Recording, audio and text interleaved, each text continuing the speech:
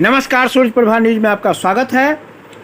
आज हम बात करेंगे इंडिया इंटरनेशनल सेंटर में एक शाम क्रांतिकारियों के नाम, बलिदानियों के नाम, एक कार्यक्रम में जिसमें उद्योगपति और भाजपा नेता गौरीशंकर साहू क्या कुछ कहते हैं, किस तरह से अपने शब्दों से बलिदानियों को नमन करते हैं, यहाँ सुना जा सकता है। मैं आप सभी भाइयों बहनों का सादर प्रणाम करता हूँ। मंच पे आसीन हमारे आज के मुख्य अतिथि श्री अजय निषाद जी, और हमें 1 मिनट की भाषण में हमें जोश भरने वाला, मैं भी बहुत जोशीला बातें करता हूँ और हमेशा सच बोलता हूँ, बहुतों को तकलीफ होती है। श्री अखिलेश कटियार जी, उन्होंने मेरी मन की बात पहले बोल दिया, मैं जरूर उनकी बात में जरूंगा। सतपाल जी ने हमारे बहुत इतिहास का बताया, मैं अच्छी तरह जानता हूँ बागपत जी के, और मंच पे आसीन सभी भाइयों बहनों, आज जो एक शाम बलिदान के लिए सबसे पहले मैं संजय पति तिवारी जी को और श्री श्याम फाउंडेशन वाले को मैं बहुत बहुत शुक्रिया करूंगा, और मुझे मौका मिला आज इस मंच पे आने के लिए। मैं बहुत कुछ कहना चाह रहा था, चूंकि समय का अभाव है मैं ज़्यादा नहीं बोलूँगा, और मैं कोई प्रवक्ता नहीं हूँ, मैं इतिहास भी नहीं जानता ज़्यादा, मैं साइंस का स्टूडेंट हूँ, इंजीनियर हूँ और इंडस्ट्रियलिस्ट हूँ। मेरी भी इच्छा थी देश की सेवा करने के लिए, लेकिन समय, चूँकि आज के ज़माने में गार्जियन जो पेरेंट्स कहते हैं वही लोग करना पड़ता है। मैं भी एक स्वतंत्रता सेनानी का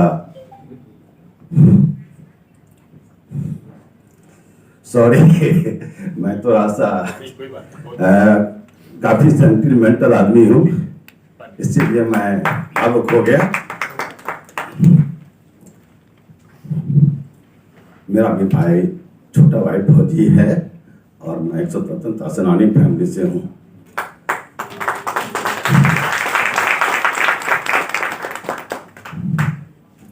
मैं इंडस्ट्रियलिस्ट जरूर हूँ, लेकिन उससे बड़ा इंडस्ट्रियलिस्ट होने के नाते मैं एक बहुत बड़ा सोशल वर्कर हूँ। मैं साहू समाज का अध्यक्ष भी हूँ। हमारे कुछ लोग साहू समाज के यहाँ प्रेजेंट हैं, 14 लाख साहू समाज है दिल्ली में, मैं उसका अध्यक्ष हूँ, और मुझे गर्व है और मुझे फक्र है। मैं बहुत कुछ कहना चाह रहा था। ये जो आज स्वतंत्रता सेनानी के बलिदान के ऊपर हम लोगों ने जो आज मीटिंग रखी है, उन्होंने बलिदान दी। कटियार साहब ने कहा क्या हमें उन्होंने बलिदान दिया, उसके बदले में आज क्या यही सोचा था कि हमारे देश में क्या चलेगा, क्या होगा? क्या सही बात है उन्होंने जो कहा?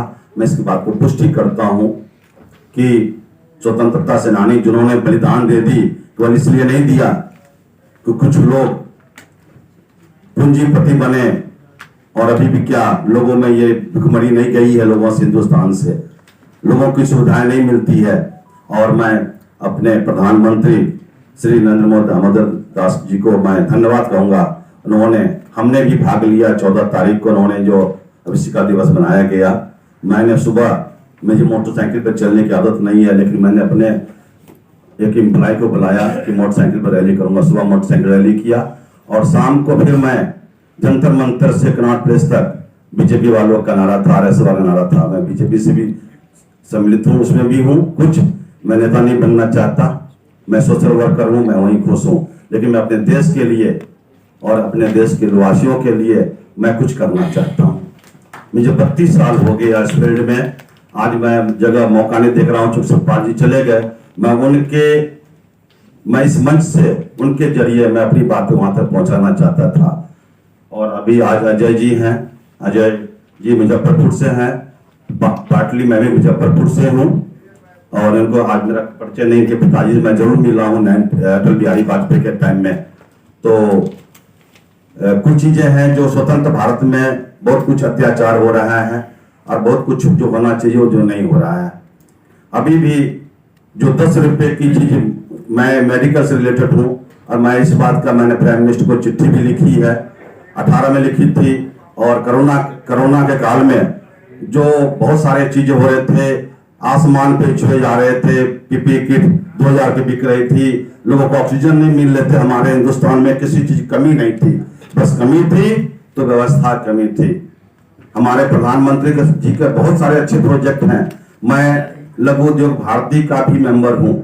लघु उद्योग भारती जो इंडस्ट्रियलिस्ट के लिए जो पॉलिसी लेके आती हैं, आम पब्लिक वहां पर कोई अगर व्यापारी लोग हैं उनको पता नहीं होगा कि क्या क्या प्रोजेक्ट है। लघु उद्योग भारती में जाने से मुझे पता चलता है प्रधानमंत्री जी के क्या क्या प्रोजेक्ट है। प्रधानमंत्री जी के बहुत सारे प्रोजेक्ट हैं जो इम्प्लीमेंट नहीं होते हैं और नहीं लोग होने देते हैं।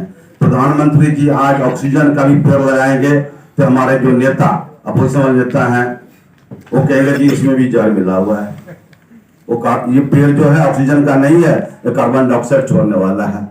उन्हें कुछ में अप्रोच करेंगे।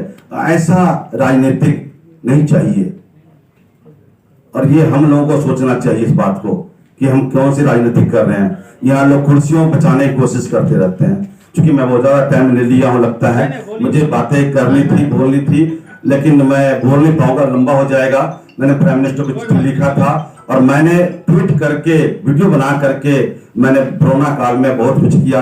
मैंने पीपी किट बांटे, राशन बांटे, बहुत कुछ बांटे, फेस मास्क बांटे, सैनिटाइजर बांटे और मैंने कितने को मैं दे सकता था, लेकिन व्यवस्था अच्छी, मैंने कहा व्यवस्था करो।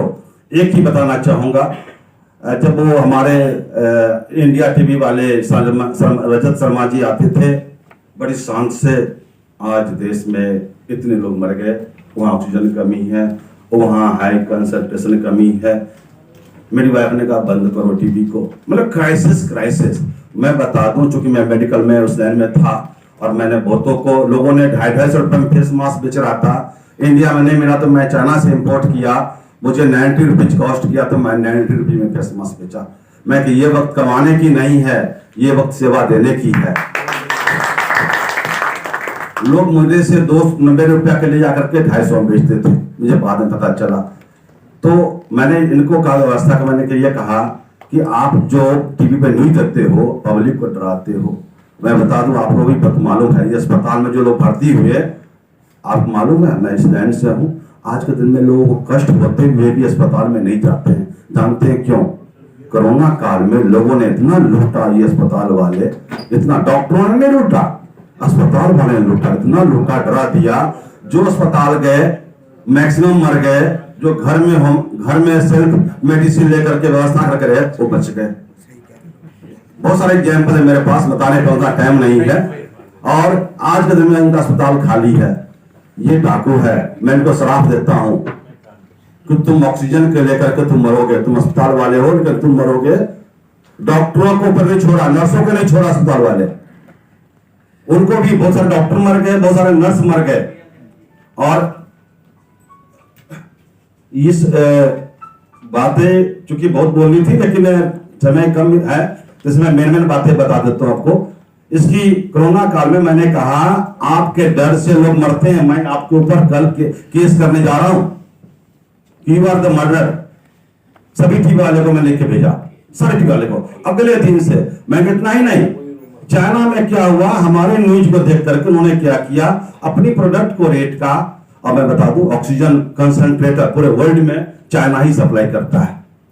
उस समय अपल्स ऑक्सीमीटर जो बहुत कम सस्ते मिलता था, उन्होंने क्या किया, 3 गुना 4 गुना रेट बढ़ा दिया। उनके इतने ऑर्डर आ गए।